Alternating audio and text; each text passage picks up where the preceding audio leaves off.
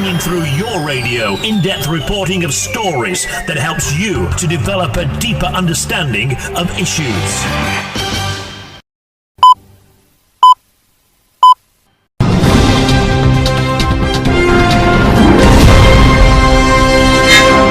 Hello, good evening. It's 5 p.m. Welcome to 505. Coming up in the next 60 minutes, Ghana Grid Company Limited is racing to fully restore power across the country following a nationwide blackout that left major parts of the country without electricity in the early hours of Thursday, August 20. Challenge for many of the traders, especially those who are running cold store and other activities. It's a challenge for them. Energy Minister John Jnr has, however, appealed to Ghanaians to exercise restraints, explaining that the disruption was linked to a temporary system put in place after damage to the Akusumo transmission infrastructure. It's expected to be completed just next month. And so I would appeal to Ghanaians to be with us. It hardly happens, but once in a while, when you have a major situation, sometimes even brand new cars, you get some challenges here and there. 3 nationwide blackouts in 3 weeks. The Institute for Energy Security, IES, says it is a cause to worry and is demanding transparency from Gridco. We have analysis and more. Stay with us. Also tonight on 505, Global Info Analytics, a poll put former General Secretary of the MPP, John Boadu, ahead of Paula Foko, Boache Jako, and others ahead of the party's chairmanship race. Later this evening, government renews assurances to more than 19,000 mine workers who are demanding the urgent release of their over 380 million Ghana cedis locked up during the banking sector cleanup. Collapse under his watch, and so a lot of funds have been spent on recapitalizing a number of our banks. All the banks are very strong and have returned to profitability, and so it is a process that is being followed. Accra Metropolitan Assembly to deploy a task force tomorrow to arrest commercial drivers inflating fares during peak hours. And in business tonight, Bank of Ghana absorbs 12.12 billion Ghana cedis spill its 14-day bail. We'll tell you more at 5:15. Of course, we have these and more stories plus some interesting analysis to do. Stay with us.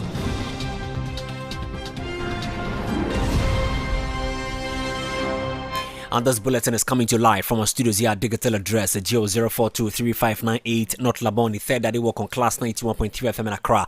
We also live on Ho FM 92.5, Hills 91.7 at Daklu, both in the Volta region, Max Empire 96.9 at Bazwa in the Upper East region, Dagon FM 102.5 in Tamale, Radio Park 96 in Spain. We're live on Facebook. Connect with us or join us with a thoughts, comment, and contributions with the hashtag 505. Alternatively, through our WhatsApp number 0500,000. 202. My name is Kwame Okyere Jnr. It's time. It's 505. Welcome.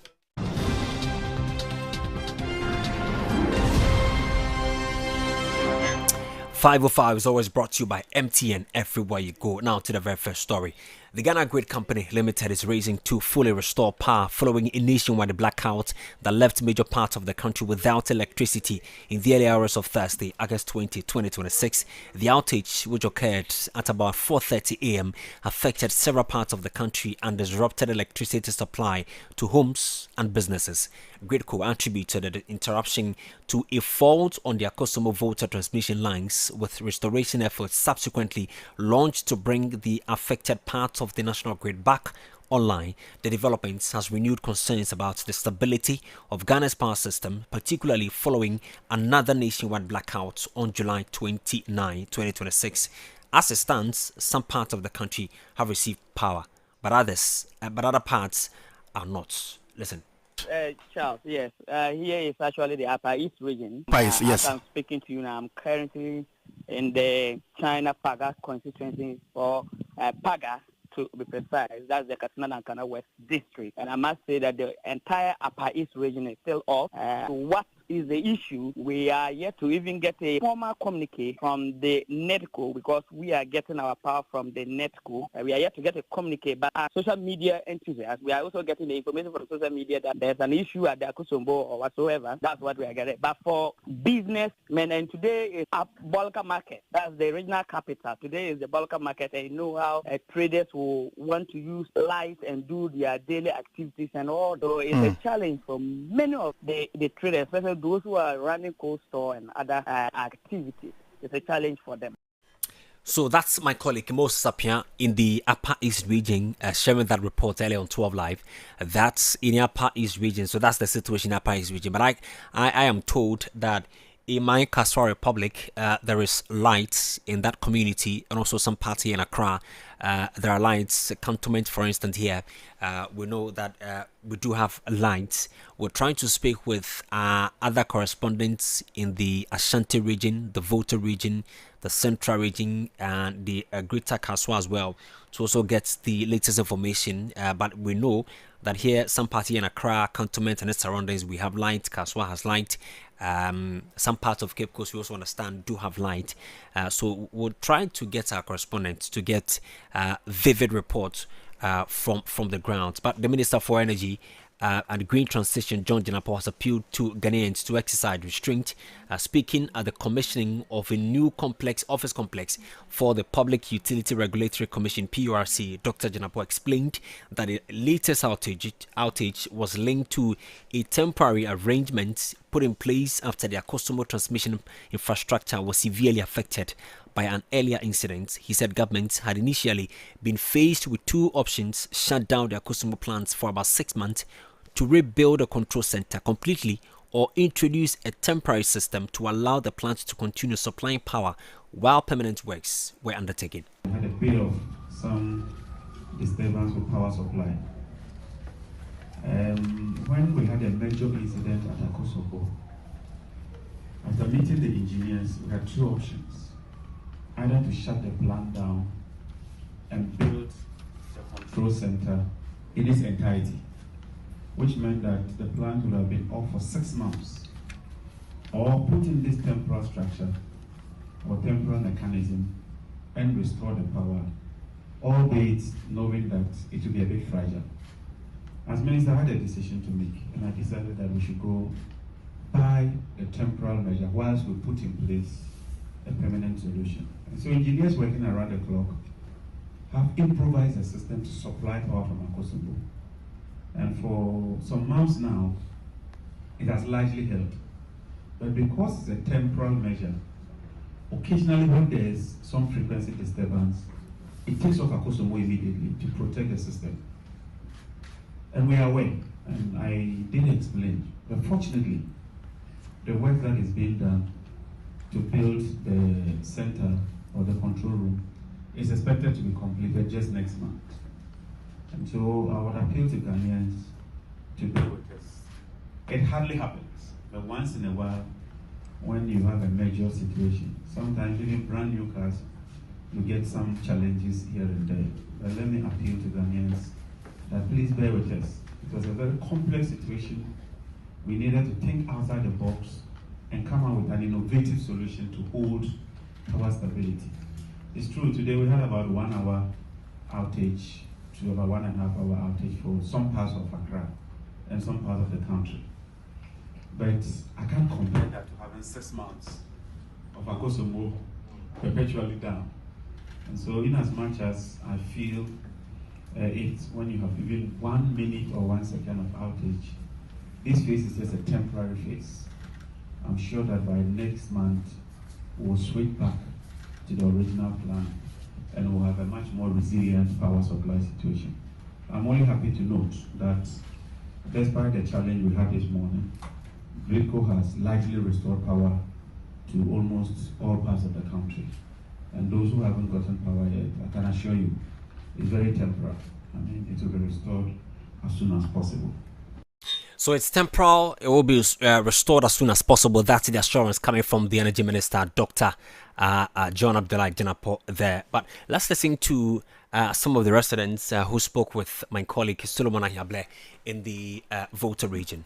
Actually, the light outage is giving us a difficult task in our business, especially when you promise customers to come for work by this time. Before they got here, the light went off. So it's affecting us mostly in our business. And secondly, too, it made us disappointing the customers. So we want the government to do something about it. For the work to go smoothly, since this outage is affecting us in a way that we getting profits, we are rather making losses. And also, this power outage is making work feel slow to us. So if maybe they can resolve this issue, we'll probably get a profit that we are supposed to get at the end of the month rather than making the losses. And that's what I feel this power outage is costing us. Yes, it really disturbs us because most of us, like me, like this, I'm a designer. I use it to do my sewing, and there was nothing like announcement. So it disrupts all your daily activities, which is not fair. At least they should be able to inform us. What they are doing now is disturbing us because unexpected the light will go off. I'm a coaster. I sell fish, tilapia, those things. The lights went off since dawn. I can't sell all my fish are spoiled. Why? Well, sorry for this owner of a cold store. So that's the residents in the Volta region. Let me bring you here to Accra. I got up and I realized there was no light. And I even realized at the time my phone went off. I wanted to chat. I even thought my prepaid is finished. So I have to go out and check, and I realized everywhere it was dark. I woke up around 4 a.m. and I realized that there was no light. I ironed my shirt early in the morning so that I can wear it to work, but due to the light out, I couldn't iron my shirt today, so I need to pick any other shirt so that I can wear it to work. So it really affected me. All right, so for me, I woke up around, I think, somewhere like 3, and I realized the lights were out. And I woke up because the room was extremely warm and it was uncomfortable. And I thought I would sleep again, and then when I wake up, it will be back on so I can get ready and come to work. It was off. So I had to do some papa in order to get clothes I could wear. It delayed my breakfast and literally gave me a terrible morning, and that's how come I'm here. Around 3 a.m. It was very bad. I couldn't sleep. So these are some residents here in Accra also sharing their experience with us. And also, you can also share your thoughts with us on our WhatsApp number 0500,202. That's on our WhatsApp number 0500,202. But the Institute for Energy Security (IES) has raised concerns over the stability of Ghana's national power system following 3 nationwide blackouts in less than a month. The latest outage occurred at about 4:30 a.m. today.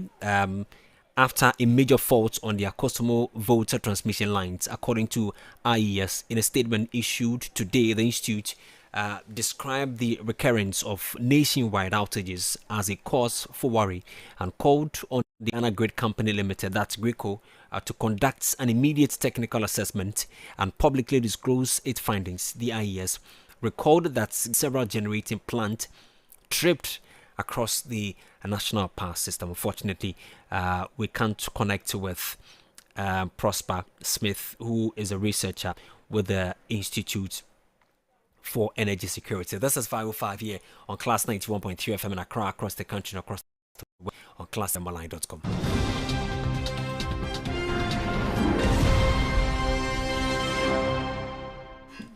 Well, the former General Secretary of the New Patriotic Party, John Boadu, has emerged as the leading choice among MPP voters in the race for national chairman, according to the new survey by Global Info Analytics. The poll released today, August 20, 2026, places John Boadu ahead of former Energy Minister Boakye Jarko and former MPP National Chairman Paul Afoko as the party's contest for its top national executive positions begins to take shape. According to the survey, 27% of MPP voters said they would prefer John Boadu as national chairman, compared with 15% for Boakye Jarko and 10% for Paul Afoko. However, the race remains highly fluid, with 47% of respondents saying they have no preferred candidate at the stage.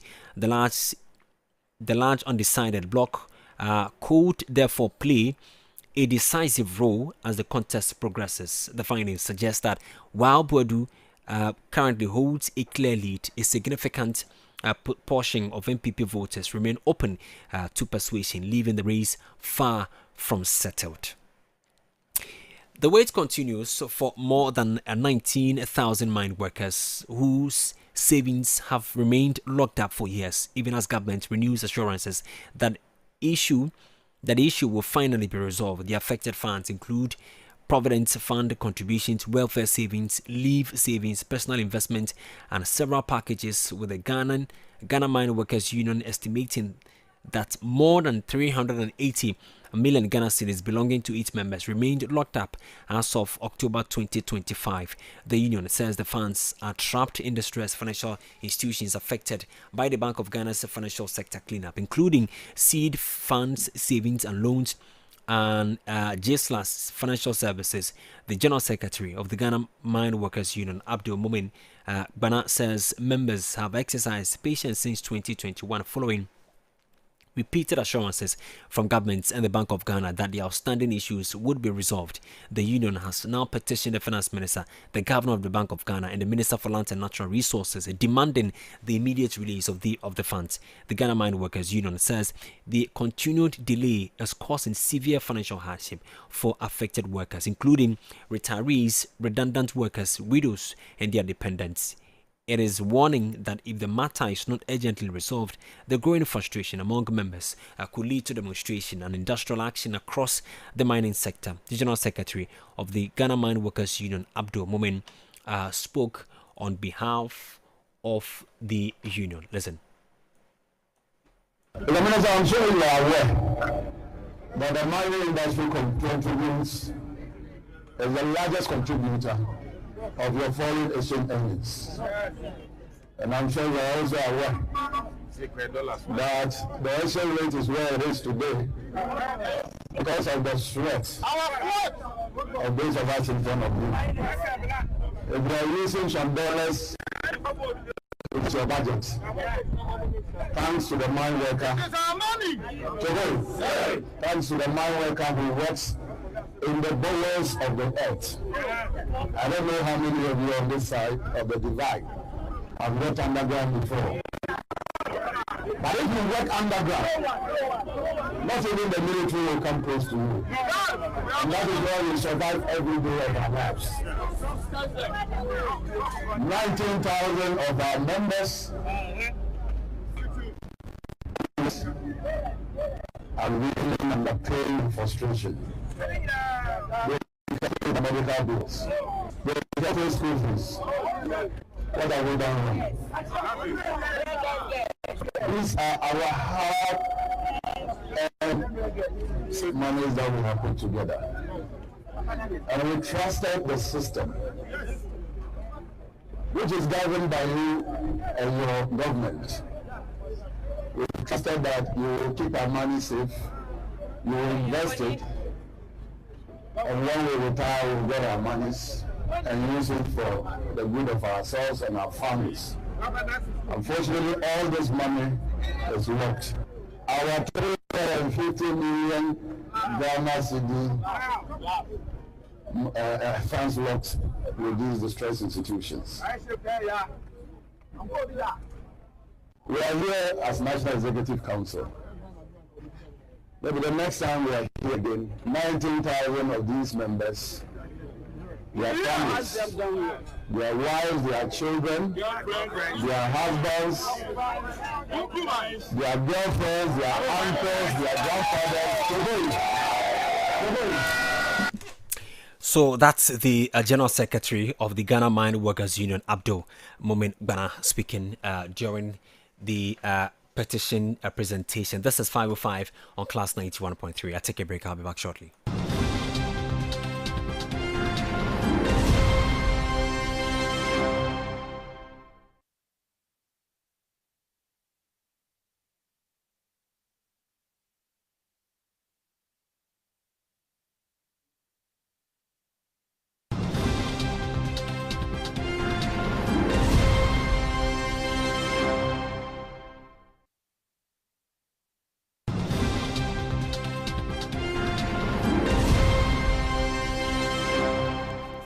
Well, let's do some other stories. Commuters in Greater Accra could get some relief from unapproved transport fare increases as the Accra Metropolitan Assembly begins a raging wide enforcement exercise tomorrow.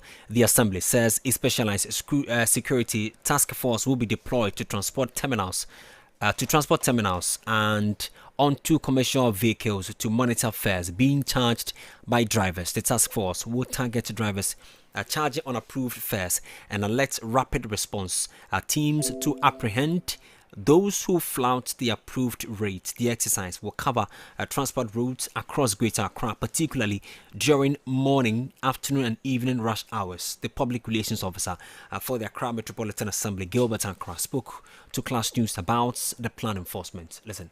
Let me state that the task force, today the Mayor, Honorable Michael Papalote, met the task force who are yet to deploy. The exercise will begin tomorrow, and we are looking at all routes within the Greater Accra region, so especially drivers moving from the Central Business District to these other areas outskirts of the main city center.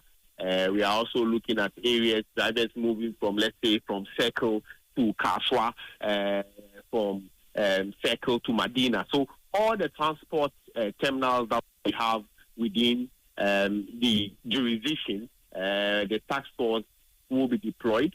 Aside standing around to monitor what is going on, what is also going to happen is that we are going to deploy them in these transport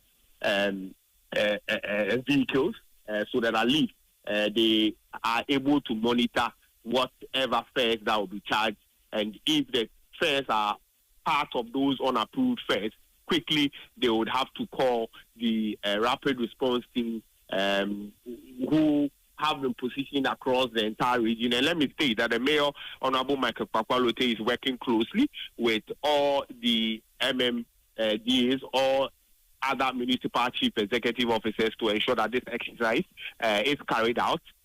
So it is not only restricted to the AMA zone, it is all over the Greater Accra region, and we are sure that from tomorrow the exercise will begin.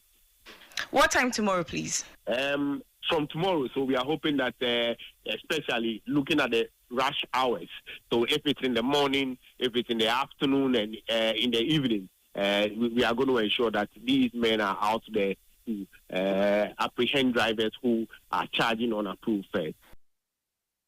So that's the public relations officer for the Accra Metropolitan Assembly, Gilbert Nyankra there.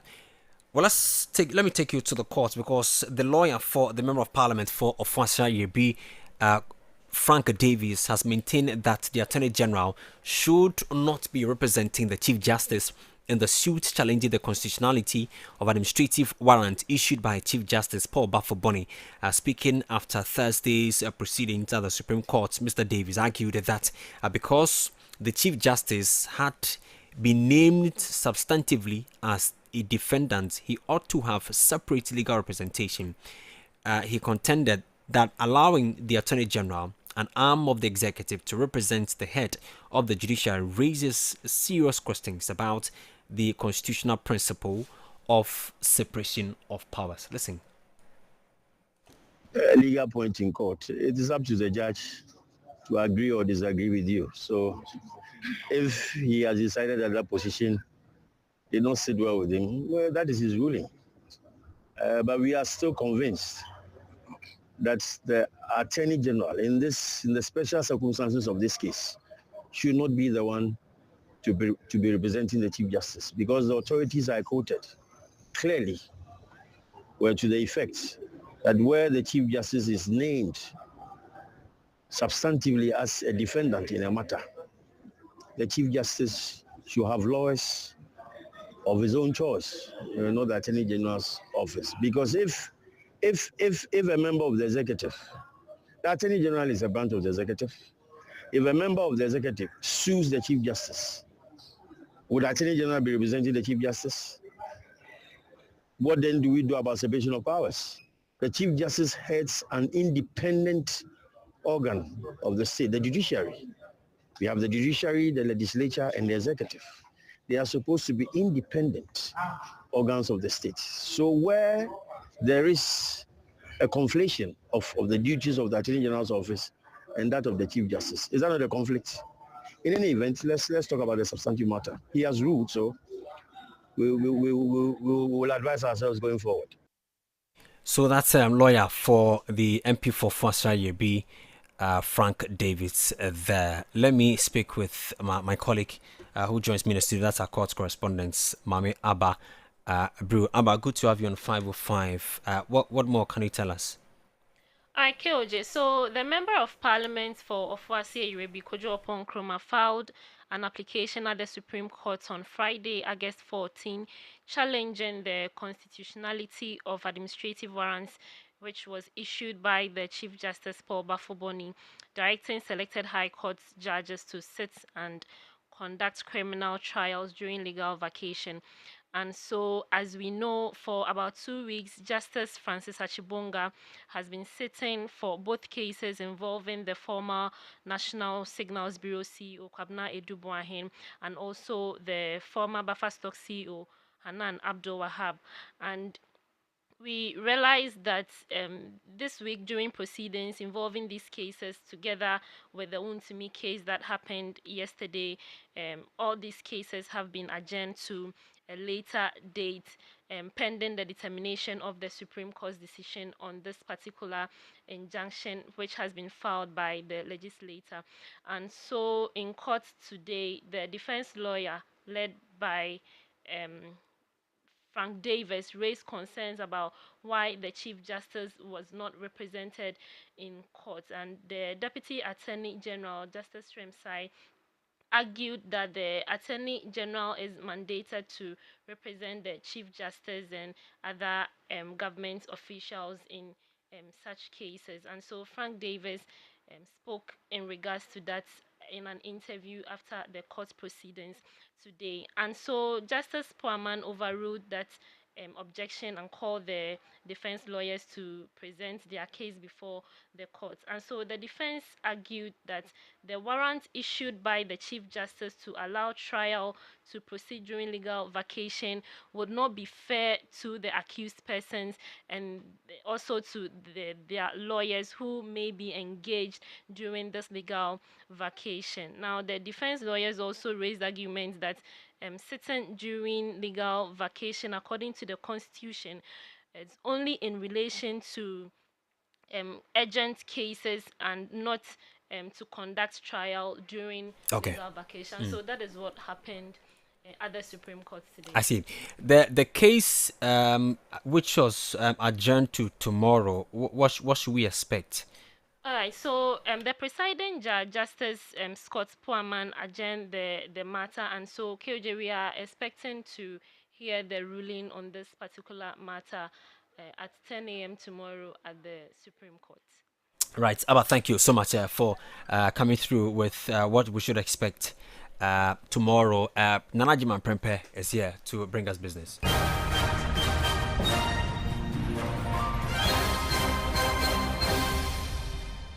And in business tonight, the State Housing Company has called for greater mortgage finance to help address Ghana's housing deficit, particularly among low and middle income earners.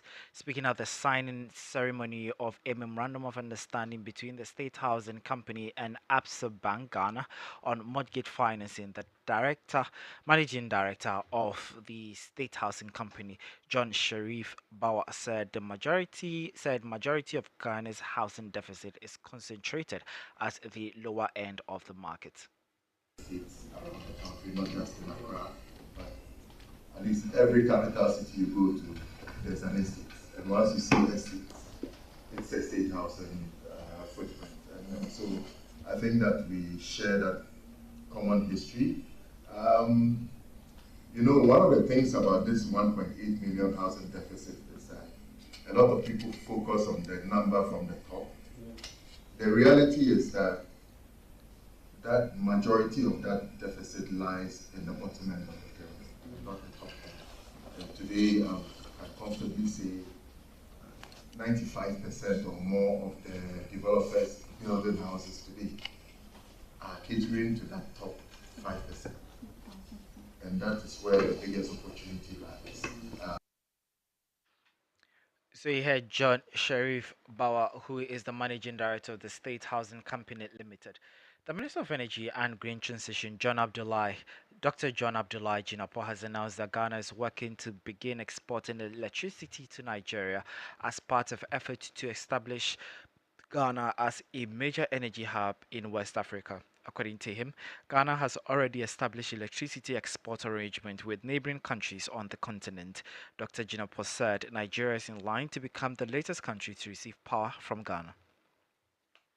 As Minister for Energy and Green Transition, I have a responsibility, and my responsibility is to champion and accelerate the realization of Ghana's transition objectives, with nuclear power playing an important role as a source of clean, reliable, and affordable power within our energy mix. This will support the broader economic transformation agenda, including our flagship program, the 24-Hour Economic Initiative of His Excellency President John Dramani Mahama. Nuclear power offers a unique combination of reliable, around-the-clock and low-carbon electricity. It can provide the firm power required to support Ghana's ambition to become an energy hub in West Africa. And already Ghana is exporting power to Burkina Faso, we're exporting power to Benin, we're exporting power to Togo, we are exporting power to Cote d'Ivoire, and we are working to export power to Nigeria. And so clearly, this falls in line with our vision, and we believe that if we're able to achieve this, Ghana can become an energy hub for the whole of the West African sub-region. And our commitment is to ensure that we achieve this objective within the shortest possible time. Dr. John Abdullah Jnr is the Minister of Energy and Green Transition. On the international front, customers have shared their outrage after an app used by many businesses to track timesheet and produce invoices hiked bills by as much as 1,500%, with one person calling it daylight robbery. According to the head of UK consultancy firm Salentus, his company's bill had risen from $130 to $2,110. Others have reported similar price hikes online, particularly in the US. And that's it for business. Back to you, QJ. Thank you, Nanajima Prempe, for bringing us business. Unfortunately, due to some challenges beyond control, we'll have to end 5:05 here.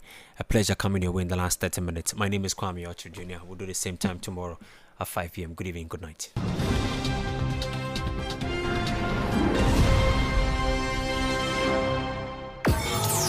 Bringing you the best.